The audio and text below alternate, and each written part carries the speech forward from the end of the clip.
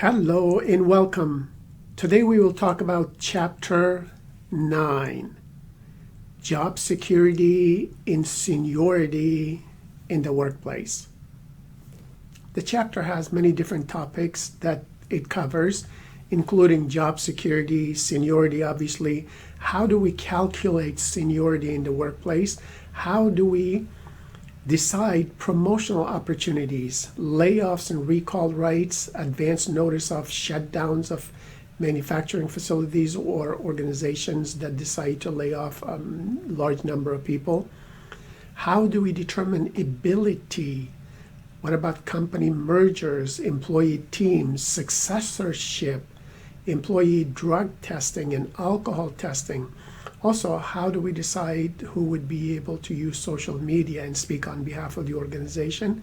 And finally, like usual, the authors discuss the public sector issues and how they relate to the private sector. So it is a very large chapter with lots of good material focused on job security and seniority in the workplace. What is job security? Well, job security is also called industrial jurisprudence. Industrial jurisprudence. It includes seniority as a basis for layoffs, for promotions, and for transfers from one location to the other or from one department to another department. Seniority is discussed as a basis for job opportunities in about 95% of contracts between labor representatives and management. Overall, management seeks to preserve the right to make workplace decisions which affect the job security of their employees as well as themselves, the management team.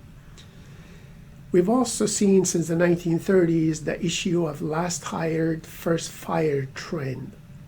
So the person who has the least amount of seniority would be laid off first in difficult times with the organization.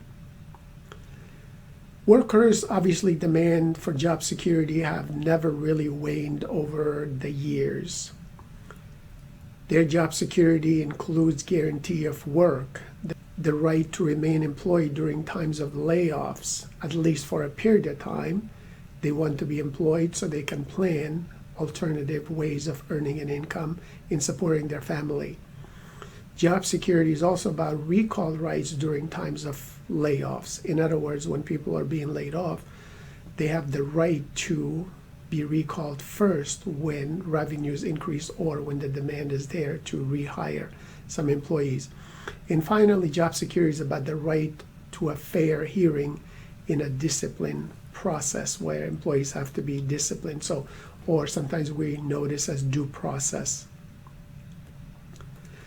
Industrial jurisprudence simply is a system of rules as well as regulations that labor and management fashion to define their specific employment rights as well as obligations in any workplace.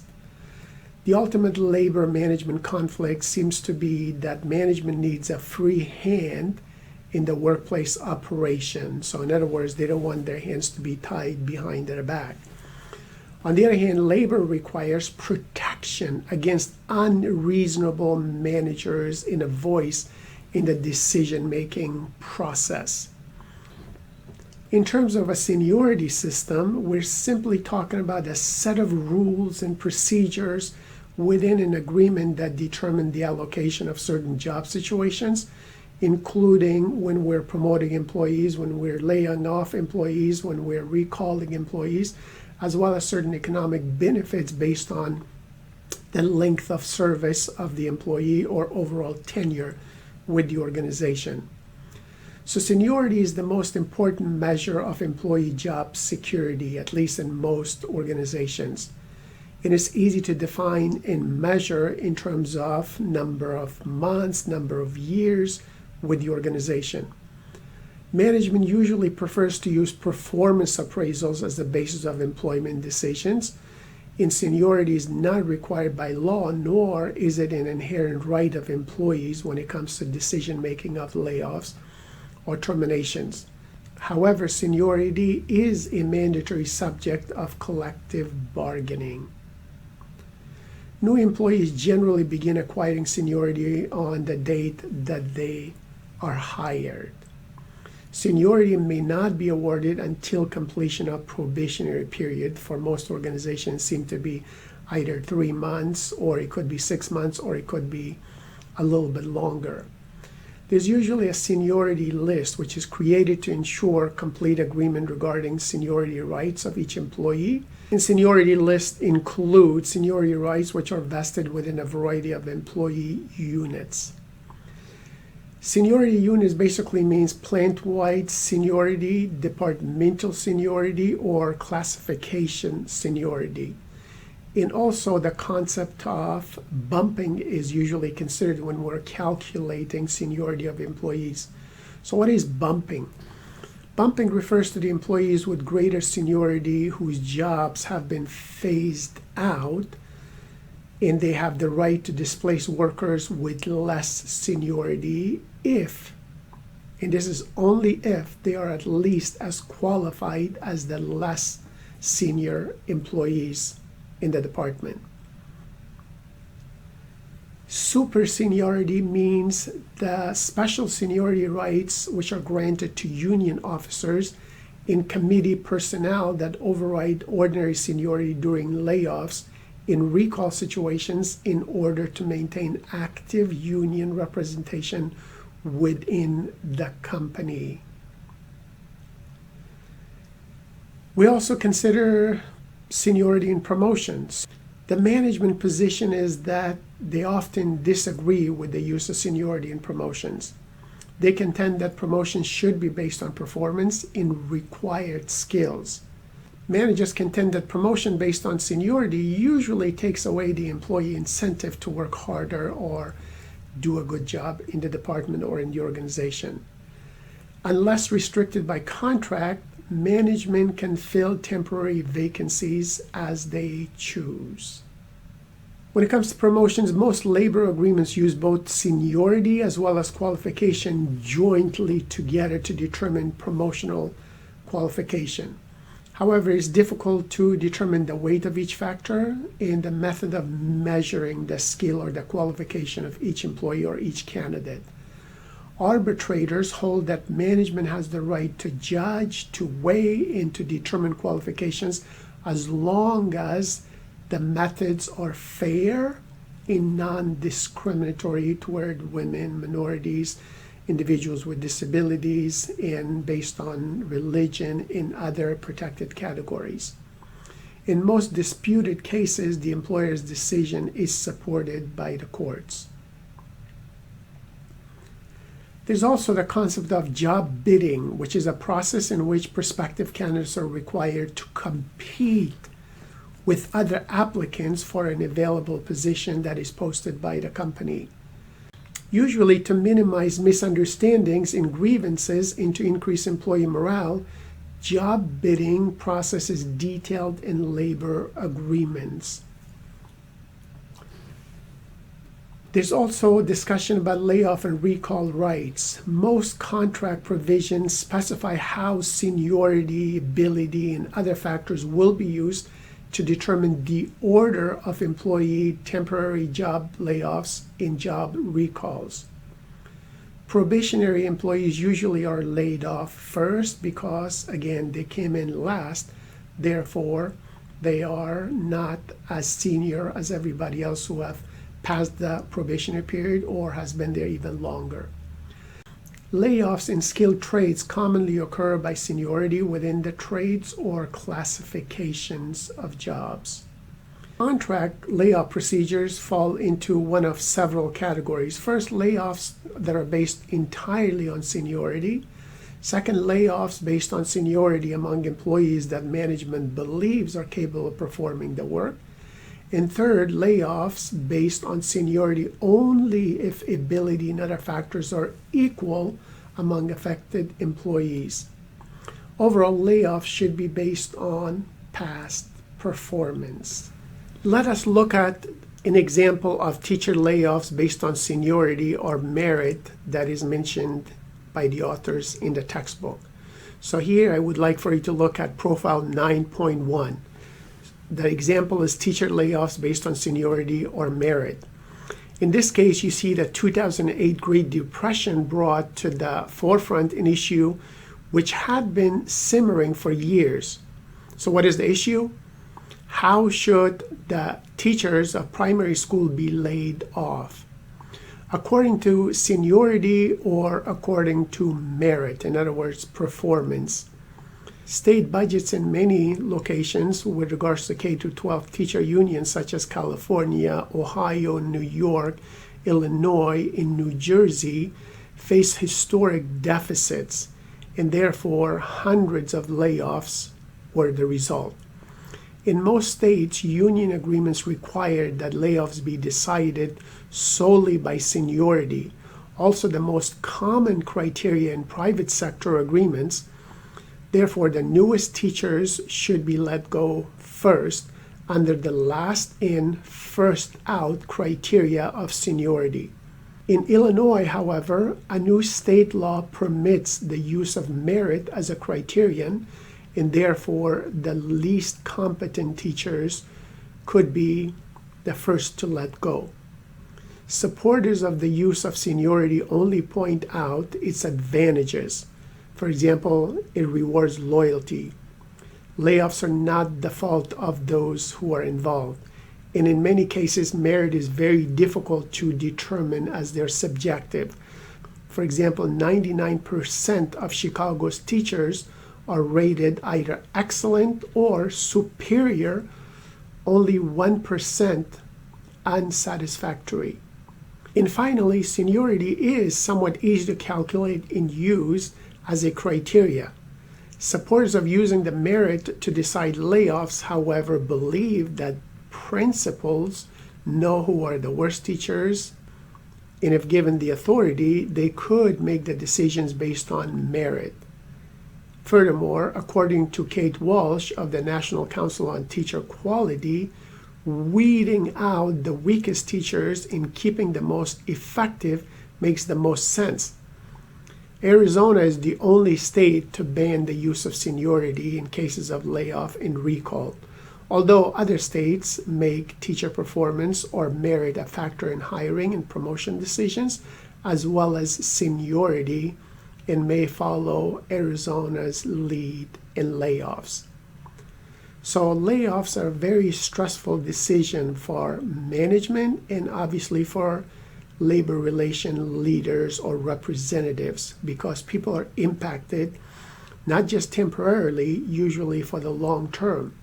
So even if you do have a recall situation, still until they're recalled back, there's basically a huge amount of stress that the worker and his or her family members would go through.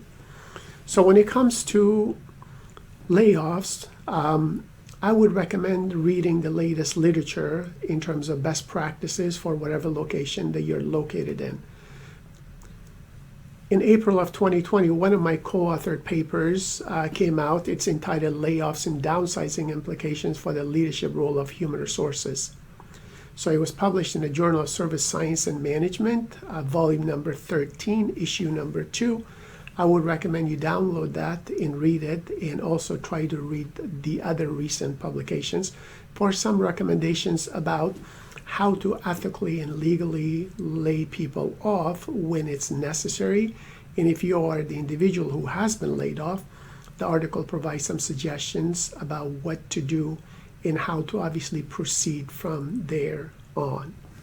In the year 2010, just about 21% of American workers felt that it was likely that they would get laid off within 1 year. That is more than double the percentage that feels the same concern today. However, during the coronavirus pandemic now, unfortunately, millions of people are getting laid off throughout North America, European community, Africa, and obviously Asia. If you look at just some of the examples that are mentioned in this article about layoffs, many companies that you can see on the slide here have laid off people over the last 10 to 20 years. And oftentimes these big companies, when they are seeing lower revenues and lower profits, they're forced into laying off thousands of people simply because they don't want to go bankrupt. So you can see companies like Shell, Chevron, BP, Total, and many others that are experiencing layoffs, like General Motors, for example. The top 10 largest layoffs in the past 21 years have been mentioned on this slide that you see by Fortune. So you can see IBM laid off over 60,000 employees. Citigroup laid off 50,000. Sears Reebok also laid off 50,000 people. And General Motors 47, AT&T 40,000, and then Ford, Kmart, Circuit City, Boeing, and Bank of America, all these companies that have laid off thousands of people. So it's incumbent on the human resource professionals within that organization or each organization to make sure these layoffs are done properly and with ethical guidelines. And if you have a contract between you and the union, obviously we have to make sure we abide by the contract and try to do the layoffs as ethically fair as possible. There are a lot of risks, obviously, for the laid off employee. So occupational risk, psychological risk, health risk. Occupational risk means there's a need to retrain for a new occupation. Job market stigma against unemployed applicants often exists, and there's usually lower wages at the first job post layoff or after the layoff. The psychological risk could include loss of identity and self-esteem, loss of friendship in relationships with colleagues, loss of social issues such as being the family breadwinner, and the difficulty of basically how do I support my family members. There's also health risks, increased risk of depression, substance abuse, and even suicide. There's increased risk of stress-related illnesses, which can include heart attacks and strokes. And there's increased risk of violent crimes, including spouse and child abuse. So there is a lot of risk associated with layoffs.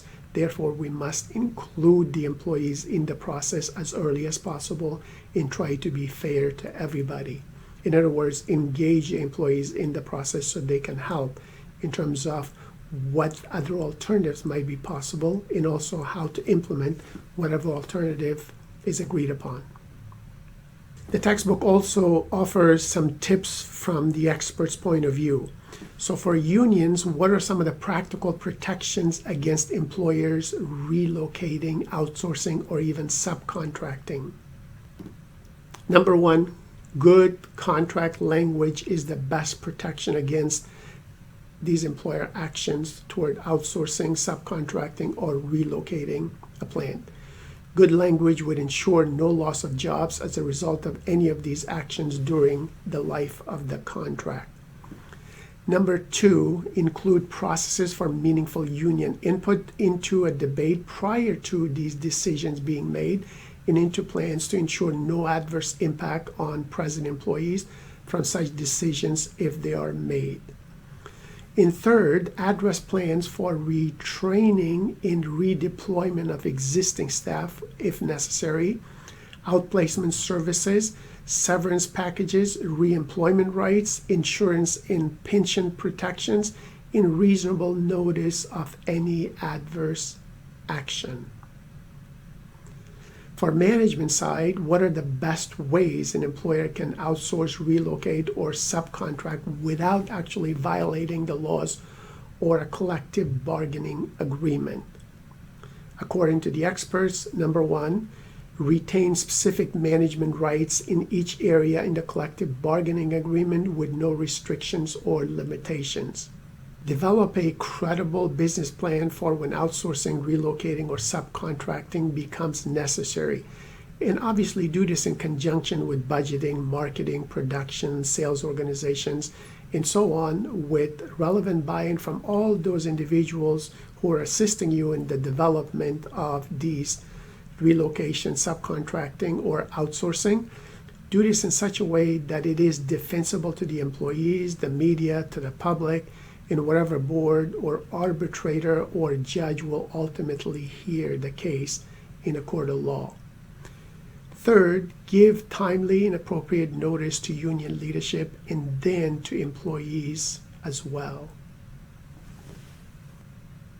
So the advance notice of a shutdown is usually driven by local laws or state or federal laws.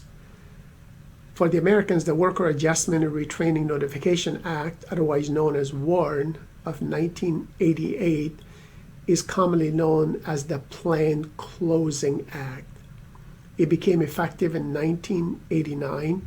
It requires employers to provide 60 days of advanced written notice to employees in communities of either a planned closing or mass layoffs. In the Worker Adjustment and Retraining Notification Act affects most private sector and nonprofit employers. And Worker Adjustment and Retraining Notification Act gives communities and workers time to prepare for the next step. Hopefully, it makes it as easy as possible for employees to plan, to look for new jobs, to update their resumes, and also to have enough funds until they get a new employment.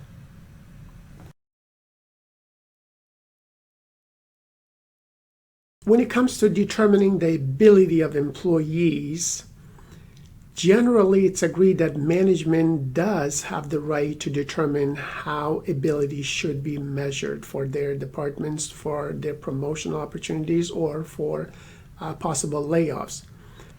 So the challenges for management's determination of ability include that the employer or the managers in the company has the burden of proof to show that an employee who is senior is not competent for the job. However, the company or the managers are not required to show that a junior or less senior employee is more competent. Now, what criteria is used to determine employees' ability? Some companies use experience, the trial period being passed, the opinion of the managers or the supervisors, the educational background of the candidates, records of production and performance, attendance records, discipline record, attitude, overall fitness in terms of physical fitness, and maybe sometimes companies might use specific examinations to test knowledge or overall leadership ability or attitude of the employees for the job. Sometimes seniority and security comes in cases of company mergers. So the principles used to combine seniority list include surviving group principle, length of service principle, follow the work principle, absolute rank principle, and ratio rank principle. In the case of company mergers, we're basically looking at combining seniority list when two companies merge. So the surviving group principle means add employees of acquired company to the bottom of acquiring company.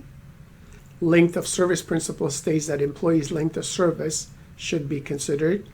Follow the work principle means you allow previously earned seniority to continue on separate list where work is identified separately. Absolute rank principle gives rank position on merged list equal rank to position on previous list. Ratio rank principle combines security list by establishing a ratio based on total employees to be merged. Subcontracting or outsourcing simply means it's an arrangement by the company to have another organization make goods or perform the work that could be accomplished by the company's own bargaining unit employees, because the subcontracted work can be done more efficiently or for less cost. There is, however, the scope clause, which prohibits outsourcing bargaining unit work while any union member is in layoff status. So managers have to be very careful not to violate the scope clause rule or policy.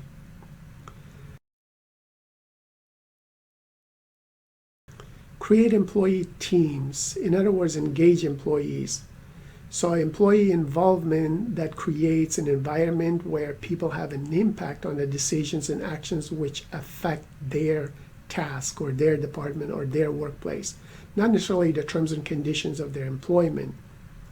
Enhanced productivity occurs in three primary cases: decision-making, problem-solving, and creativity that is exhibited or demonstrated by these employee teams.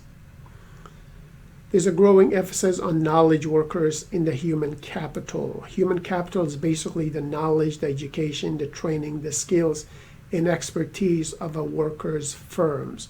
The more you engage these workers, the more likely they will be satisfied and highly productive knowledge workers or human capital for your organization.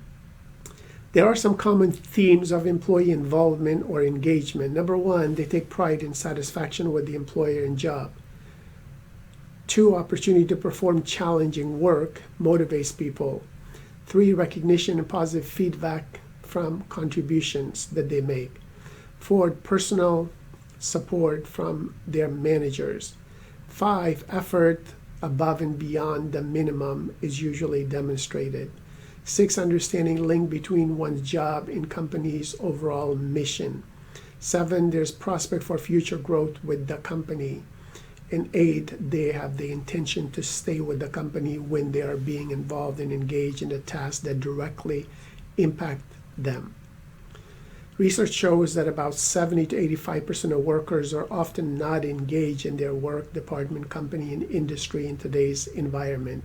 Those are sad statistics that so many people are not fully or actively engaged in their work. What is employee engagement?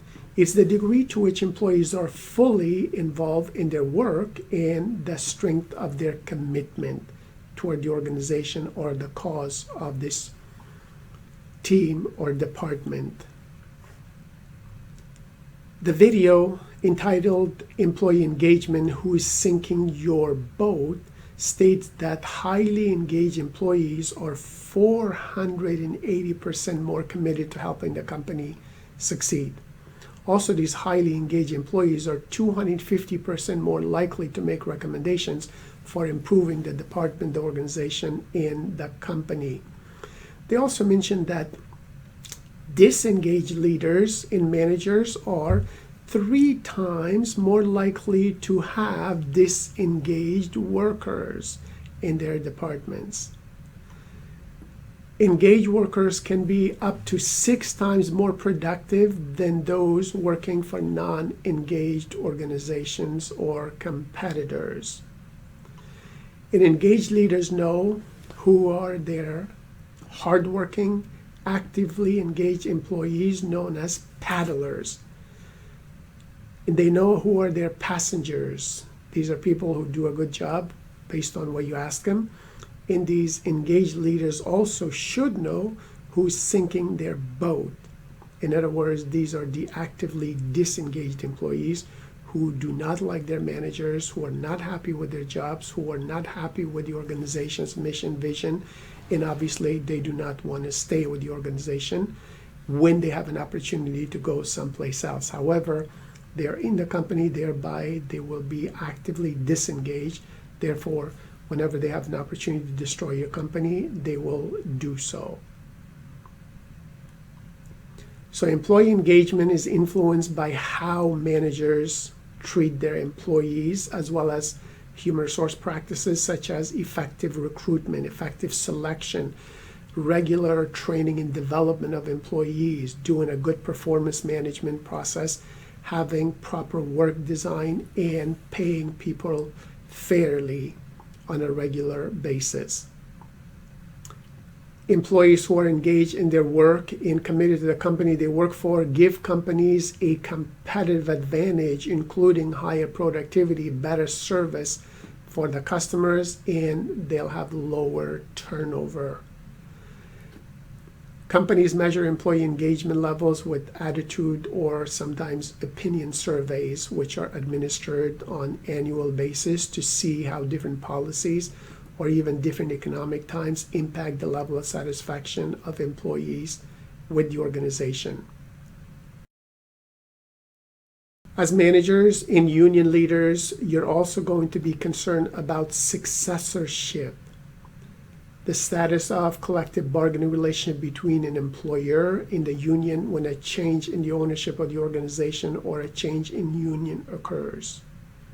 Successorship refers to the status of the collective bargaining relationship between an employer and the union when a change in the ownership of the organization or a change in union leadership occurs. Courts have suggested 3 factors for the application of successorship doctrine: substantial continuity, appropriate bargaining unit, and predecessors' workers. Successor employer has several rights, including the right to hire its own workers, disregard the predecessor's collective bargaining agreement, and set the initial terms of employment. Successor employer may be obligated to remedy unfair labor practices and grievances of their predecessors. The authors also give you some discussion about employee alcohol and drug testing in the workplace. Important job security includes unions' concerns about unreliable or even biased tests that are sometimes being offered in the workplace. Also, they're concerned about invasion of privacy of the employees. The National Labor Relations Board has ruled that drug testing is a mandatory subject of bargaining between managers and union representatives. Testing of job applicants who are non-members of the bargaining unit is a management right. Management's desire to screen all job candidates may increase because of several factors. Number 1, the increased use of drugs within all segments of our society throughout the world. Number 2, the reluctance of previous employers to report suspected or known drug usage of former employees for fear of litigations or being sued for defamation. And third, the employer's liability for negligent hiring of employees. There are 6 common types of drug testing which are used by employers: pre-employment testing, reasonable suspicion testing, routine fitness for duty testing, post-accident testing, random testing, and finally follow-up to rehabilitation testing. Obviously, employees also have their views toward drug testing. We know that random testing has aroused strongest criticism among employees. Unions usually insist on probable cause or accident-related programs for drug testing to be initiated.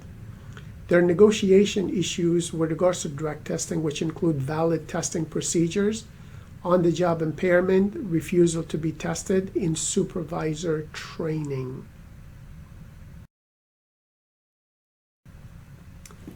With regards to social media usage, employers in both private sector as well as public sectors are increasingly adopting policies to limit the use of social media both in and out of the workplace, specifically because employees are representatives of their organizations. So therefore, if they say something that is not in alignment with the company's values, then the employee becomes somewhat responsible because the organization would suffer in terms of their brand being less valued. So the failure to follow a work rule can lead to suspension or even termination of employees. So make sure the social media usage rules and policies are known by all employees and managers. Public unions and their members are concerned that to lower their personnel costs, governments will turn to outsourcing full-time public sector jobs. The Great Recession of 2008 did show that public sector unions are watching developments around the country in the US because angry taxpayers complain about the size and expense of government.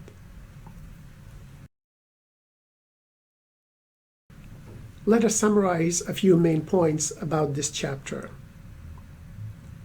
So job security, we know is an important concern for employees, for unions, and for managers to some extent.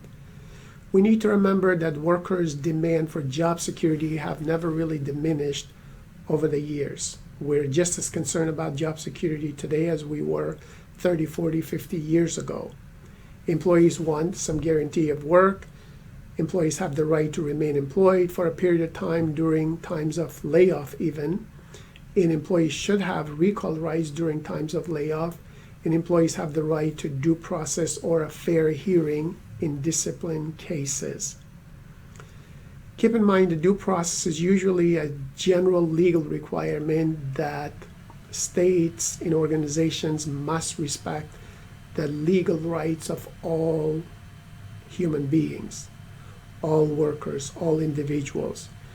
So due process balances the power of law of the land and protects the individual from it.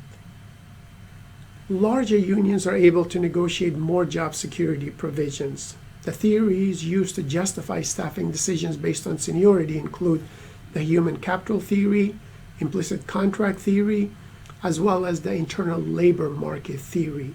So let's summarize or look at some of these theories just briefly. The human capital theory is a theory of earnings, one of the major determinants of poverty.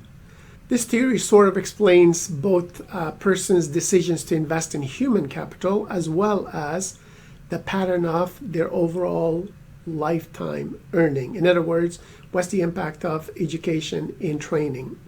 So a person's different levels of investment in education and training are explained in terms of the expected return from those investments. For example, investment in education and training entails costs both in the form of direct expenses like paying your tuition and foregone earnings during the investment period when we're not working. So only those individuals who will be compensated by sufficiently higher lifetime earnings will choose to invest in their education or training by receiving a certificate, getting a degree, and then if you do have a bachelor's degree, you may end up getting a master's degree because you expect a higher return as a result of that training or certification. People who expect to work less in the labor market and have fewer labor market opportunities, for example, most women and minorities, are less likely to invest in human capital, so they become discouraged, unfortunately. As a result, women and minorities may have lower earnings and may be more likely to be in poverty. So this cycle of oppression, unfortunately, seems to continue. So the human capital theory basically states that earnings start out low when people are young because younger people are more likely to invest in human capital and they'll have to forego earnings as they invest. Younger people are more likely to invest in human capital than older workers because they have a longer remaining work life to benefit from their investment. The implicit contract theory is a term used in economics to explain why there are redundancies and layoffs instead of price adjustments or decreases in wages in the labor market during recessionary times or periods. The implicit contract theory is concerned with the workings of a macro labor market over business cycles and focuses on key questions such as how economists actually explain unemployment levels and employment fluctuations during recessionary periods in terms of rational economic behavior, and why wages do not fall to clear the market. The internal labor market theory states that internal labor markets are administrative units within a firm in which pricing and allocation of labor is governed by some set of administrative rules and procedures that are clearly identified. The remainder of jobs within this internal labor market is filled by the promotion or transfer of workers who have already gained entry. The central concept is that the internal labor market, within which the pricing and allocation of labor is governed by a set of administrative rules and procedures. So the internal labor market is distinguished from the external labor market, where pricing, allocating, and training decisions are controlled directly by economic variables. So as far as a summary of seniority goes, keep in mind that most employers prepare and post seniority lists. Disputes over seniority go through grievance procedures. So you can have plant-wide seniority, department seniority, classification seniority, or company-wide seniority. Plant-wide seniority, individual employee receives credit that becomes applicable whenever the employee competes with any other employee from another unit for the same position. In departmental seniority, employees receive credit for time worked within a department, and that credit is only good within that department.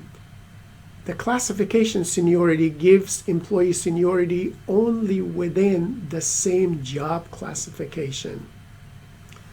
Company-wide seniority considers seniority with the organization based on tenure, based on time, or based on rank in position held. Remember bumping, that is, employees with greater seniority whose jobs are phased out can displace employees with less seniority. And sometimes when it comes to seniority, we combine different types of seniorities. So some companies often use plant-wide seniority lists for determining layoffs and departmental seniority lists for determining promotions of employees for open positions. In terms of some questions to think about, why is seniority critical? Seniority is critical because seniority governs the allocation of economic benefits and employment opportunities based on employee service with the employer.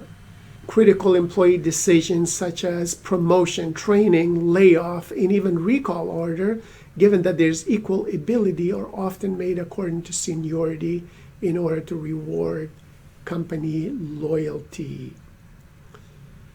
There are advantages and disadvantages of using seniority, of course. Because seniority is easy to define and to measure, promotion, layoff, and other decisions can be made in an objective manner. The employee's loyalty to the company, as well as the increased skill and productivity learned on the job, can be rewarded and retained. However, time spent on a job may not necessarily be the best criteria for evaluating the value of an employee to the firm, to the organization, or to the institution. Performance criteria may indicate that the length of service has not increased skill or productivity. Therefore, if only seniority is considered in promotion decisions, employees lose their motivation to work harder to get ahead. So using seniority only for promotion decisions might be a demotivator for some employees. There are different methods by which labor agreements can consider seniority in promotion decisions. Keep in mind that although 67% of all labor contracts consider seniority in determining promotions, only about 9% call for seniority to be the only criteria. A third of such contracts provide that most senior individuals will receive promotion if qualified for the job. Generally speaking, seniority is considered along with the employee's skill and ability in determining promotional opportunities. So why do companies often use seniority in layoff and recall actions? First of all, labor unions support the use of seniority because employee experience and skill are critical to productivity. Second, employees require some protection against unreasonable managers, as well as guarantees that important decisions like promotions, layoffs will be made rationally, and that favoritism or union busting will be avoided. Third, employees increase their productivity with experience, and rational employers do want to retain the more productive employees in their departments, in their organizations.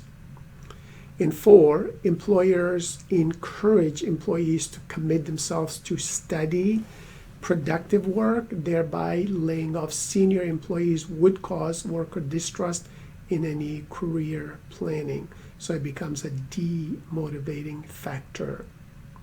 Fifth, collective bargaining produces rules and procedures to ease the tension between the parties. So seniority-based layoff procedures are usually a prime example of rules in limiting management's decision and increasing loyalty of employees.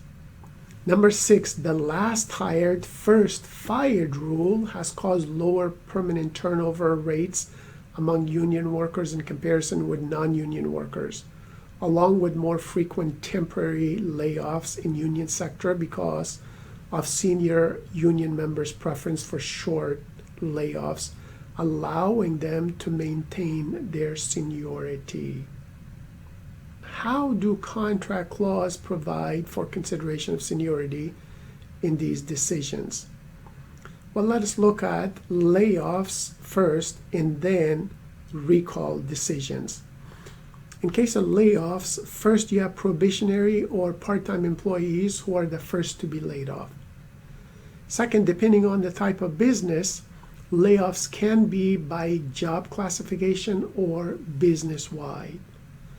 Third, layoffs are done in reverse order of seniority, which means newest hired laid off first. In fourth, more senior employees do exercise their right to bump another employee with less seniority at the time of the layoff if they're qualified to perform the job that is being involved. In regards to recall, first, job openings to be filled will be posted and made available to working employees through the job bidding procedures. In second, if no bids are received, laid-off employees will be recalled on the basis of either business or job classification seniority, the same as when they are being laid off. So good luck being fair, legal, and ethical to employees based on seniority in regards to promotions, terminations, and layoffs. In all cases, be fair, be ethical, and obviously be legal. Good luck.